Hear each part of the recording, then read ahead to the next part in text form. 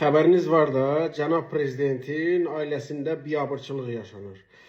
İllərdir bizdən gizlədilən, daha doğrusu son illərdə, 3-4 ildə bizdən gizlədilən, Azərbaycan xalqından gizlədilən bir gəlin mövzusu var.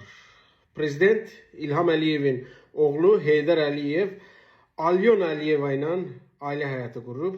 Onların 3 uşağı var. Amma bu Alyona Əliyeva kimdir? Sualına cavab yox idi. Nəhayət Mehman Hüseynov bu suala cavab tapıb. Alyona Əliyeva Qod Nissanovun qızı deyilmiş. O Ukraynada, Odessada kasıb bir ailənin qızıymış. Amma qızın biraz keçmişi Cahu Cəlaldır. O İlham Əliyevin bacısı oğlu Azər Əliyevlə 3 il münasibətdə olub. Məhz bundan sonra o Bala Heydərlə tanış olub və nə baş veribsə Fransada onlar ailə həyatı qurublar. Təsəvvür edirsiniz? Filmlərdə olan səhnələr hal-hazırda İlham Əliyevin evində yaşayır. Halbuki özü əxlaq dərsi verirdi.